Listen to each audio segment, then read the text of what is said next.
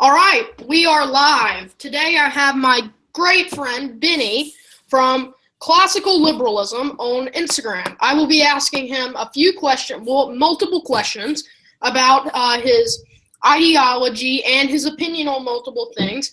I hope that we get every question covered, and I naturally assume he's going to give very intelligent responses, as he typically does. And here's my first question, Benny. All right, let's get started.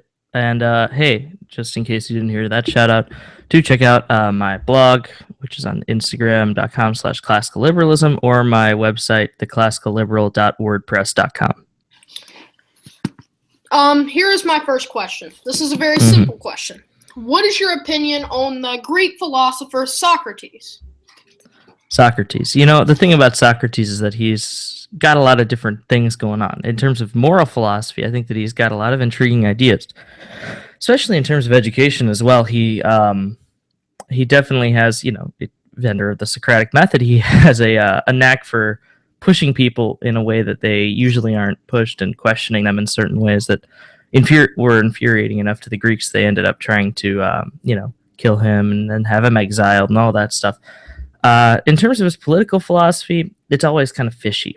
Socrates always makes these big, statements about human action and ability, but then he goes on and makes things that sound like, the marketplace is poisonous and all this kind of stuff. So it's mixed. All right. Now, I'm going to say this in an Americanized, I don't know if you speak Latin or know Latin and all that. I'm just going to say it in the American English way. What is your opinion on Cicero, the Roman statesman?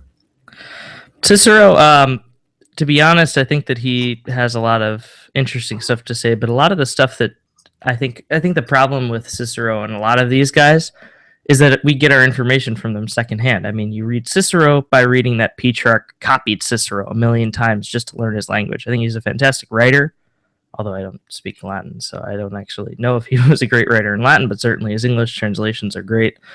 And I think in terms of his ideas about humanity and history, he seems to have a lot of insight. Seemed. All right. How do you feel about the Roman Republic? I think the Roman Republic was an interesting precedent, but it also was obviously, it devolved into an empire, and it kind of had a level of authority given to the people who led it that I think was, of detriment, obviously, because eventually it became an empire. All right. Now I'd like to hear your thoughts on you already said one of your criticisms, I guess, of the Republic. I think you just cut out. No, I just heard a siren and I started listening. But how do you feel about the Roman Empire? Well, I guess there's a lot of different things that go on in the Roman Empire, right? It was a 500, 600, 700 year thing, depending on where you cut it off in terms of its end. I'm generally not a big fan of empires, but they did a lot of interesting work technologically in terms of the way that they traded with other people, and in terms of their structure of government, having this sort of odd idea of a decentralized empire, that there is an emperor who is totalitarian, but only to the extent that which he has authority over a bunch of sub-leaders who then have authority over a bunch of sub-leaders. I don't think you can deny the technological or historical significance of them, but I also don't think that it's necessarily a model for today. All right, thank you for that. Now, this is someone, I remember your username used to be 1689 Movement.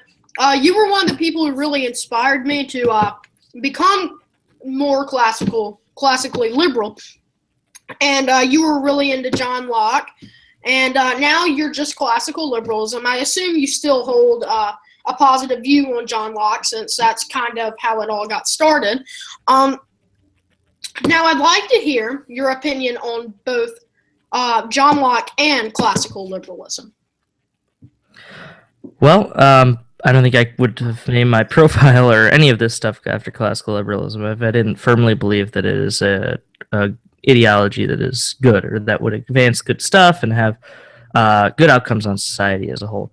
John Locke, he was pretty much one of the founders of it entirely. And while I think that he went a bit too far in his deontological view of property, specifically with respect to the goal of government, I think that he can't deny the fact that he not only wrote a fabulous reason of why, monarchy and divine right monarchy both were bad ideologies philosophically and in terms of their outcomes. And, he began an entire movement in political philosophy. That being said, Locke also did some questionable things personally. And one of the reasons that I broke with this whole idea of Locke is that I didn't want to keep on focusing on the past and looking at history so much as I did want to focus on politics as they are now. And certainly, Locke's trading in the slave trade has a lot to bear on that. The fact that he did that kind of, it acts against this whole idea of life, liberty, and property, and that no human can be considered property. And it also kind of, shows a moral shortfall of Mr. Locke. I agree with you there on John Locke. That I used to always like Thomas Jefferson when I was a lot younger, and one of the things I thought of him, even while I was a libertarian, that he loved freedom and all that and the natural rights, but he owned tons of slaves. And I later, as I read more, figured out he had some other botched policies. Now, my questions just close. All right, here we go. My questions are back up. Now, I can see that you are you don't view President-elect Trump very positively. However, I would like to get your full opinion on President-elect Trump. Yeah, there are very few opinions that I tend to get very one-sided on, so I try to give Trump, the benefit of the doubt that he might do some stuff that will be beneficial. But it's my understanding and my viewpoint that any and all of the good stuff that Trump will or might do will be the job of the Congress and the Supreme Court. At some point, Donald Trump is everything that I see that is wrong with the Republican Party. The Republican Party loves to think that it defends a market kind of attitude, and yet Trump is he's blatantly supporting crony capitalism through all these bogus deals that he's making, and he has all this odd cult of personality that's not very present in American politics before this, and really shouldn't be, in my opinion. And then, of course, all this stuff with tariffs. I don't think that that's a good idea to try to throw those back in the mix. We had tons of debates on tariffs way, way, way back in the day, in the 1870s. And then we kind of moved past it after the failure of Smoot-Hawley. And, the Embargo Act in Cuba kind of was a one-time resurgence of it. And now we're back playing this game that I don't think we should ever be playing in the first place. Similarly, I think that, a lot of people will defend Trump and say, well, he was the best of two bad ends. But I think the reason that he even exists is because we keep on choosing between the best of two bad ends, similarly, I think that the way that people talk about him is very problematic because they don't talk about him as a politician who has good and bad qualities. If you are of the right, and presumably apparently libertarianism and classical liberalism are of the right, then you are expected to like Trump because he is not Hillary Clinton. And I don't think that's a good The truth is, Trump really isn't even that much of a rightist. All he is he's a moderate nationalist protectionist, basically. Right, but he is of the right in terms of his social, his rhetoric. His rhetoric, while his policies might not be that right wing at all. That's what got him elected. I was in the process of writing an essay on emotion and like Hillary Clinton, Donald Trump. We typically, the common person votes based off of emotion. They get upset because of Muslims, immigrants, or if you're liberal, you get upset about maybe poor people or something like that. And you vote strictly off of how you feel instead of, analyzing everything. Yeah, I see that. I always try to stay away from pathologizing. One of the biggest things that I think that Trump has kind of gotten onto is making his followers believe that everybody else has some kind of a skewed vision, that they're controlled by globalists and stuff. And so while I agree that Trump has a lot of things that are problematic, and certainly a lot of his rhetoric is emotional, I kind of caution myself a little bit from saying that his votes were bought by emotion. I think a lot of his votes, were bought with an emotional quality to them, but also out of just a sort of political shift that this guy has introduced. All right, now a very popular person within conservatarians, moderate conservatives, libertarians, and a lot of Tea Party people sometimes. Rand Paul. What do you think of Senator Rand Paul? I think he's a good force within the Senate. I don't think his presidential campaign was well done or well timed. And personally, I think that he should lay off being so hardline on certain issues so that he can have some credibility. If you continue being a boy who cried wolf, where you're protesting every single thing that somebody does that is slightly against your ideological principles, you're not going to get very far in making your ideas seem marketable or reasonable, right? So this stuff about intervention, you just get military intervention. He's a helpful person to have around, someone who is saying that we should not intervene, nearly at all, or not nearly as much as we are currently. It's helpful to have him around, but when the time comes and when push comes to shove, it's a lot more helpful to see him, it would be a lot more helpful to see him take a little bit more of a moderate or reasonable approach to things. Same thing with the Federal Reserve, if auditing the Fed just shakes people's confidence in the Fed, then I don't know what the purpose of it is. If auditing the Fed means that he has a legitimate concern about certain people and certain amounts of corruption or certain practices, then that makes some sense.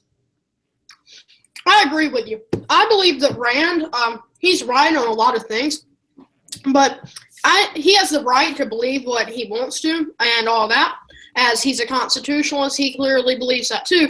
And I actually don't think there's necessarily anything wrong with what he thinks about everything that he says. I just think that if he used a little more old-fashioned tact, he could get more done. Mm-hmm. Now I have a question. Well, this isn't really a question. Austrian economics. What do you have to say about it? Look, I say this whenever I talk about econ anywhere, pretty much. I don't know enough to talk about economics. I haven't been behind the wheel, as they say. I haven't I haven't done any legitimate research myself. I haven't examined the data, and I really haven't understood both sides, perhaps in their modern form. So if you're asking me if I believe that, Friedrich Hayek's triangle model of the Austrian business cycle theory is correct, I'll say I have no idea, but that the research shows that it wasn't correct. At the same time, I think that the Austrian school has something to offer, not necessarily in, the sort of Mises style, hardline methodological individualism, rationalism, praxeology kind of thing, but I think it has a lot to offer in terms of the Hayekian empirical critique of Keynesian models. And I think that the fact of the matter is that while the 20th century did show that Keynesian economics works in terms of making recessions less severe, I don't know that the 20th century showed that Keynesian economics really works as anything but sort of a band-aid on a problem. The question always is, are you going to try to attack the problem at its source, or are you going to try to, make yourself feel better so that the problem becomes smaller relative to your, current happiness? And I don't know that I know the answer to that question, but I do know that it seems like a lot of times the traditional Keynesian model, as said by Keynes himself, doesn't necessarily solve the problem at its heart. And I think that if the Austrian school, or people who profess to be of the Austrian school, want to make a contribution to economics as a science, or economics as a discipline, as they tend to say, then empirical research and the development of new ways of looking at the economy are much more helpful than just trying to, yearn for the good old days where Mises and Hayek were at the University of Chicago talking to each other. I think one of the most problematic things in the political blogosphere tends to be how readily libertarians latch onto the Austrian school without necessarily learning about it and thinking about it clearly. Because if you immediately just say, well, I don't like government, so Keynesians like government, so therefore I'm of the Austrian school, well, that's not exactly a legitimate way of looking at the economy and looking at government in general. And so I think that in general, the Austrian school does a lot more good than it does harm, but also that intellectually it has a lot of growing to do. One thing I'd like to say, I'm going to compliment you real quick, is I've got respect for you for the fact that, one, you're extremely intelligent, and you really know how to take a back seat on certain issues that you aren't fully, don't have a full understanding on. And not many people are capable of that, and I want to go ahead and compliment you for being able to do that. Well, thank you. And, I can't necessarily take credit myself for either the intelligence or this, like you said, not speaking on things I'm not an expert on.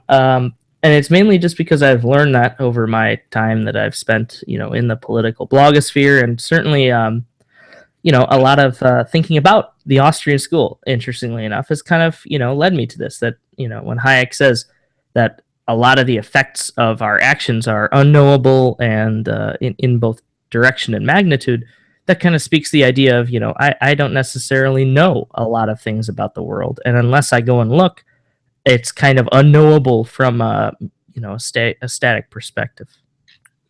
All right. One of the next question, I made this yesterday before I knew that you were going to take a back seat on a lot of the economic form of questions. Well, I mean, if you got questions, I'll answer them. Manchester economics. You're the one who, you're the person who introduced me to Manchester economics. I became really interested with it. I don't necessarily totally identify with the school, but I like a lot of what they have to say.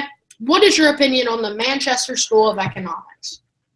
Look, I think the Manchester School was kind of, an evolutionary school. It was the first, pretty much the first school of economics as a legitimate scientific or empirical discipline.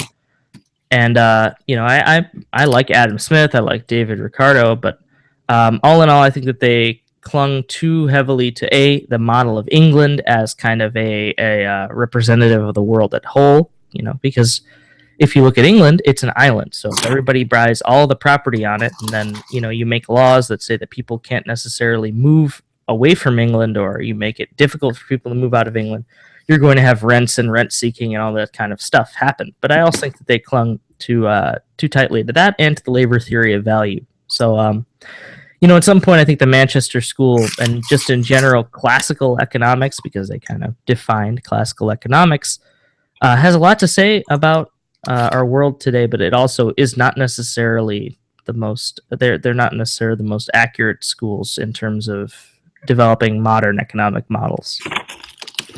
Now I have a question. You told me that you were born and raised Roman Catholic. However, I would like to ask you your opinion or stance on the viewpoint of faith alone. So, I'm not necessarily very educated in the Protestant defense of faith alone, so that would be, I guess, a little helpful in saying this, but I just, I don't understand how it would work, because, the general argument made by Martin Luther was that the idea that works can lead to you going to heaven makes God small. That God is, made small in this way because of the fact that, if I just do something good, but I don't necessarily believe it, it means that God has to still let me into heaven, or, that I can say, okay, I don't really want to be a good person, but if I do some good works, then he has to let me in, and I don't think that that's necessarily an accurate model of the way that things work religiously in terms of Catholic dogma. In general, I think that the idea of faith alone isn't something I buy into, because it takes too much of an internal view of religion. At some point, if religion was solely about you and about the individual, then you would just come to it spiritually, which is what some people believe in, and those are the transcendentalists, right? You come to religion through introspection and through being alone. I don't necessarily buy that, and I don't necessarily buy the idea that that only through having a belief in something will you be will you get the rewards of religion, as it is. Thank you for that. And as far as theology and all that, I'm Protestant, but there's not really a denomination that I could take pride in being in, because there's a lot of backwoods Southern Baptists, and you got your those weird Southern denominations that they're you know what I mean, I guess. And the Presbyterian Church, I guess you could say I am Calvinist on some things, but the PCUSA is okay with abortion and gay priests or pastors and all kinds of things that I just couldn't see being very biblical. So I guess as far as faith, I kind of am just a Calvinist who can't really identify with one denomination, because I like a lot of what the Catholics do with going out and doing good deeds and stuff. But I also like a lot of the evangelical things are kind of weird, I guess. But I like how they go spread the word of Christ and all that. But here's my next question: what was the best nation, or is not modern day? What was the best nation, empire, or confederacy, or such throughout the whole world's history? Well, I guess it's a tough question to answer. Certainly, it's not it's a controversial one to answer. And I am partial personally to the United States of America on the principle that it's the country that I live in, and it's the country that kind of started the general movement of the world toward different systems of government and republican government and that kind of thing. But I think the modern state of the USA kind of makes it difficult. If next year the United States changes, then this answer kind of has a low shelf life. So I'm going to go with the Dutch Republic, which is not the current system of Dutch government. Yeah, you've talked to me a few times about that in our chat, and you talk highly of that. I'm going to let you finish. Go ahead. Yeah. When did I tell you about that? I don't actually remember that, but it was in the gold standard chat, I believe. I was talking about German ancestry, I think. What accounts do you run? Perhaps I forgot or something. I run Latin Liberalism. Okay.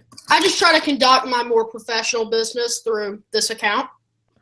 Gotcha.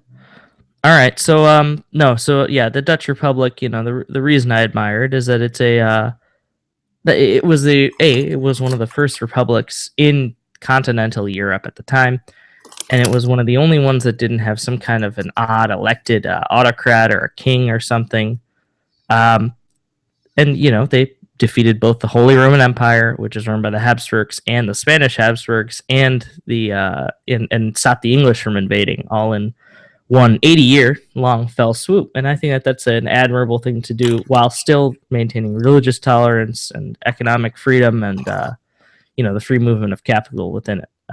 All in all, their system of government was a little complicated and still very much stuck in medieval esoteric kind of thinking, but also their system of government was really, really advanced for their time, and I think that that's one of the things that you got to admire about it. Now, my next question is on the subject of college and school and all that. There are two admins on Latin Liberalism. I'm the founder of Latin Liberalism. I'm actually not on it very often. Typically when essays come out, they're by me, which is rare because most of them get taken down by Gecko, but I blocked him finally. And I noticed you talking with Jacob, our other admin, about college and all that, and I was checking the DMs. And I saw that you got accepted to Stanford. Have you got accepted to any other colleges so far? I've not. I simply have not heard the news from them yet. I've applied to plenty of other places, but traditionally, unless you've applied early, you don't hear anything until late March or early April. Interesting. Do you plan on possibly going to Stanford? I haven't really made a decision yet, and it's it's an overdetermined phenomenon, as they say. In terms of am I getting money to go there? What kind of opportunities am I going to have for interdisciplinary study? All that kind of stuff. Interesting. I would like to ask you about what would you major in if you went to wherever you go to college? What will you major in? That I haven't decided, and that's kind of one of the reasons that I haven't decided on a specific institution yet. Generally speaking, I always say that I would like to continue some kind of study of economics in college, but whether or not that manifests itself as a degree is another story. Computer science and engineering also have interested me, particularly because of the fact that they interplay with economics, but also with a lot of different factors in a way that I think is more rewarding, or at least a richer view of the world than, say, a hard science or hard mathematics. That being said, I'm a writer, and I do creative writing in my free time, and so I would like to, exercise that muscle in some capacity in college, although I don't think that will be a degree. Do you speak any foreign languages? I'm kind of iffy on Spanish, but I can speak it. All right. What year of Spanish are you in currently? I don't exactly know how to answer that. My school does kind of a funny system. Now, what would you say were the 5 most dominant nations, empires throughout world history? Well, dominance is kind of an odd term, right? Because dominance sort of implies not only an ability to conquer other nations, but a sort of longevity, right? So if I say the Soviet Union, it certainly was domineering both internally and toward external powers, and yet it completely, unraveled itself before the end of the 20th century, large part due to the fact that it was too domineering or too authoritarian internally. So with that in mind, I'm going to say definitely the early Chinese Empire, specifically the Ming Dynasty, was quite, I guess, dominant, if you're going to use that kind of that term. The Roman Empire, I think you have to include. The British Empire, although to what extent the British Empire counts as an empire is one thing or another. And then for the other two, I guess I would definitely have to include the Islamic caliphates, specifically the Umayyad dynasty, which was pretty strong. And I guess for my fifth one, I'd say the American Empire, if we are to be able to say we have an empire. Well, as far as definition, I believe we get like 1 or 2 out of 3 of the definitions under the dictionary or something. But in 1945, after the war, America controlled a lot of the world. We let go of a lot of it. But what we're not adding in is the United States. I'm not a conspiracy theorist. I actually often like to argue with them. But I also like facts. So what I'd say is the U.S. now has been rumored for a long time to have puppet governments and all that. And the U.S. has great connections with everybody that they want to have connections with, and the U.S. controls basically what it wants to. So I'd actually classify the U.S. as a very, very if the U.S. is an empire, it's one of the biggest as far as if you include under the table work. I mean, I guess that's what I was going to say, is that the American influence on the world is big enough that I think you could count us as some sort of an empire. Now, what is your least favorite nation or empire throughout world history? That's also a tough one. I'm going to say, it's difficult to knock out Nazi Germany in there. Excuse me. That being said, there's plenty of problems with the Soviet Union. There are plenty of problems with the Japanese Empire. Plenty of problems with fascist Italy. If we're going to go further back in history, one of I think the worst things that occurred was probably Otto von Bismarck's Prussian empire that he attempted to create. Even though he kind of was, he generally advanced policies that helped Germany internally. He really was not much of a disciplined or principled actor in politics. I'd have to agree with you there. I'd say my least favorite. I haven't had enough time to think about this. I was just thinking about asking you questions. But off the top of my head, I'd have to say the USSR is my least favorite. No. I mean, yeah, that makes sense. It's tough to compare these kind of things because, for one, I don't think any of us really want to compare them, in terms of our mental view of these, atrocities that were committed by empires. Exactly. So it is interesting. I think one of the other ones that should be included in any kind of conversation like this is Leopold II's regime in the Belgian Congo. Now, my last question for you. I know you're very intelligent, so I'm going to go ahead and expect you to say something like, that's subjective, or give me some quote on how you might not understand it, or how it depends on this, that, and this. But I would like to ask you, for our final question, what's the worst ideology on the map? Well, that is, it is a tough question. It's quite easy for me to say that, if you look at the political compass, right? If I just on gut reaction wanted to say what's the worst one, well, then I'd say, well, it's the one that's opposite myself, which would be, authoritarian or totalitarian communism, either Stalinism or something of that kind of ilk. If I'm not going to go with that, although I am tempted to go with it, then I'm going to start looking at kind of fascism and those sort of ideologies. But it's interesting that you say worst to me, because to me, one of the things I really care about is kind of the defense of, Western civilization and of liberty and all this kind of stuff. And in terms of the groups that have done the most harm to that, it's not really your Stalinists that have done a lot of harm to the idea of Western thought. If anything, they've caused people to embrace liberty and democracy and that kind of thing.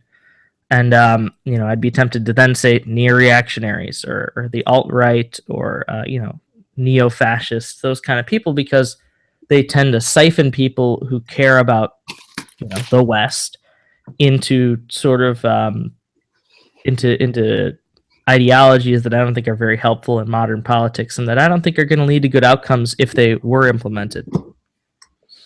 Benny, I want to go ahead and thank you for coming on the show today.